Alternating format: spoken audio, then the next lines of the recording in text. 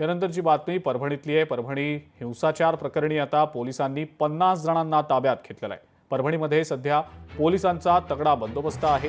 Police महानिरीक्षक शहाजी उमप यांनी या संदर्भातली माहिती दिलेली आहे। परभणी जाळपोळ प्रकरणी आता पोलिसांनी 50 जणांना ताब्यात घेतलंय। ताब्यात घेतलेल्या 40 जणांची कसून चौकशी पोलिसांनी सुरू केलेली आहे। परभणी शहरात जमावबंदी आहे। कोणताही अनुचित प्रकार घडू नये म्हणून पोलिसांचा बंदोबस्त आहे, अशी माहिती पोलीस महानिरीक्षक शहाजी उमप यांनी दिलेली आहे। जो लोग इकट्ठा हो रहे थे निवेदन देने के लिए, तो उन्होंने यहाँ पर कुछ व्हीकल्स, कुछ सीसीटीवी कैमरास, कुछ दुकानों के बोर्ड इनको डैमेज किया। बाद में पुलिस को मॉब कंट्रोल करने के लिए कुछ बल का भी प्रयोग करना पड़ा, लेकिन परिस्थिति अभी शांत है।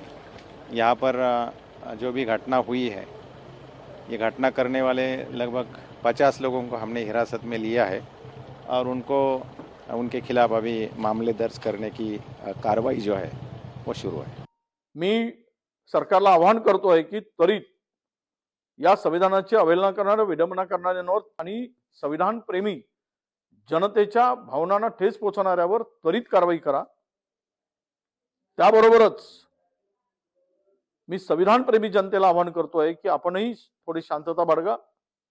सरकारने त्वरित पावलं उचलावी आणि कारवाई करावी, अशी आमची सरकारकडून अपेक्षा आहे, सरकारकडे मागणी आहे। आणि ही परिस्थिती त्वरित जे काही परभणीमध्ये आता निर्माण झालेली आहे, त्यामध्ये संविधान प्रेमी जनतेने शांतता आणि संयम बाळगावा, संविधान प्रेमी बांधवांना नम्रपणे विनंती है। परभणी की घटना का मैं तीव्र धिक्कार करता हूँ, निषेध करता हूँ और इस पीछे जो भी जिम्मेदार लोग हैं उनको अरेस्ट करने की आवश्यकता है। हमारे अम्बेडकरी जनता ने वहाँ पूरा आंदोलन शुरू किया है। सभी जिले में मतलब पूरा जिला बंद है, तो सभी आंदोलनकर्ताओं को मेरा कहना है कि अभी शांति रखने की आवश्यकता है।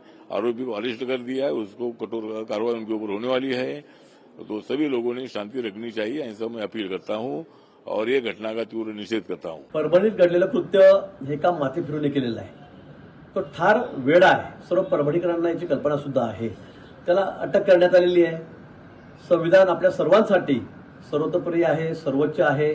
आपल्या तुम्हा सर्वांना संविधानाविषयी नितांत आदर सुद्धा आहे, पण कायदा हाती घेत सामाजिक सलोखा बिघडेल अशी कोणतीही कृती होणार नाही, याची आपण सर्वांनी काळजी घ्यावी। स्वतः माननीय मुख्यमंत्री महोदय देवेंद्रजी हे सर्व परिस्थितीवर लक्ष ठेवून आहेत। ते सातत्याने पोलिसांशी, प्रशासनाशी या संदर्भामध्ये संपर्क करत आहेत। आणि म्हणून माझी सर्वांना नम्र विनंती आहे की कायदा व सुव्यवस्था राखण्यासाठी आपण सर्वांनी प्रशासनाला सहकार्य करावे। सामने जो संविधान की कॉपी है उसको तोड़ने की कोशिश की, उस पर पत्थर मारे, और इसकी वजह से जो भी संविधान प्रेमी लोग हैं परभणी के, वो सब उत्तेजित हो गए, रास्तों पर आ गए हैं और ये आंदोलन पूरा हिंसक हो गया है। उन्होंने दुकानें जलाई, गाड़ियां तोड़ी और इस तरह की सारी वारदातें वहाँ पर हो रही हैं।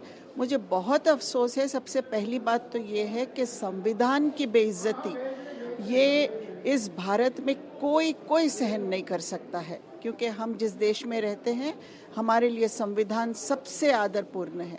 लेकिन इस तरह की दुर्घटना वहाँ पर हुई है, मुझे अफसोस है और मैं सारी जनता से निवेदन करना चाहती हूँ कि शांति बनाए रखें। परभणी में जो हिंसा हुई है, देखना पड़ेगा कि जब से ये सरकार आई है महाराष्ट्र में, तब से हर जगह पर इस प्रकार की घटना हो रही है। लोगों ने शांतता रखनी चाहिए और हम सब महाराष्ट्र के लोग डॉक्टर आंबेडकर के साथ, उनके विचारों के साथ रहे हैं, सबको मालूम है। लोकशाही मराठी ऐका, पहा, जागरूक रहा।